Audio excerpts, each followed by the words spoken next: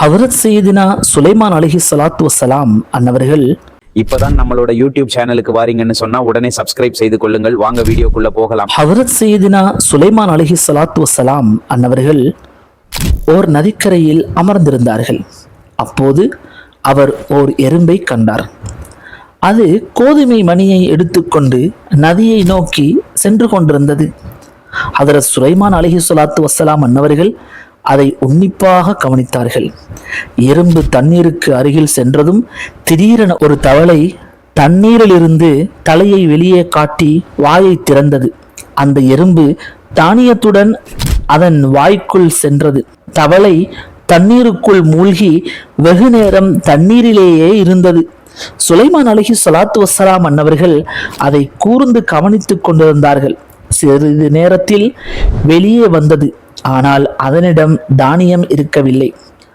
ஹதரத் சையதுனா சுலைமான் அலைஹிஸ்ஸலாத்து வஸ்ஸலாம் அன்னவர்கள் அதை அழைத்து என்ன நடந்தது, எங்கே சென்றாய் என்று கேட்டார்கள். அதற்கு அந்த எறும்பு, அல்லாஹ்வின் தூதரே, நதியின் அடியில் ஒரு பெரிய பாறை இருப்பதை நீங்கள் பார்க்கின்றீர்கள்.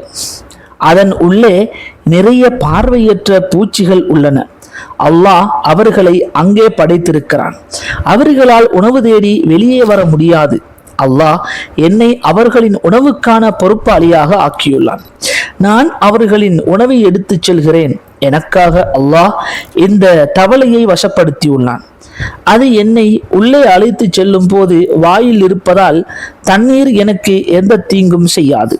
அது பாறையின் துளைக்கு முன் வாயை திறக்கும். நான் உள்ளே சென்று அவர்கள் உணவை பாறையின் துளையிலிருந்து வாய்க்குள் கொண்டு சேர்த்ததும் தவளை என்னை வாயிலிருந்து வெளியேற்றிவிடும் என்று கூறியது. ஹதரத் சுலைமான் அலைஹிஸ்ஸலாத்து வஸ்ஸலாம் அன்னவர்கள், அந்த பூச்சிகள் ஏதேனும் துவா செய்வதை நீ கேட்டாயா என்று கேட்டார்கள். அதற்கு அந்த எறும்பு, ஆம், அவர்கள் அனைவரும் ஆழமான நீரில் கூட என்னை மறக்காதவனே என்று துவா செய்கிறார்கள் என்றது.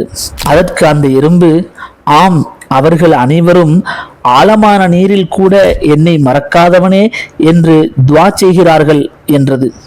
படிப்பினை என்னவென்றால், சின்ன பூச்சியை கூட மறக்காத ரப்புல் ஆலமீன் நம்மை மறந்துவிடப் போகிறானா என்ன? சின்ன பூச்சியின் தேவையை கூட நிறைவேற்றும் ரப்புல் ஆலமீன் நம்முடைய தேவையை நிறைவேற்றாமல் இருப்பானா?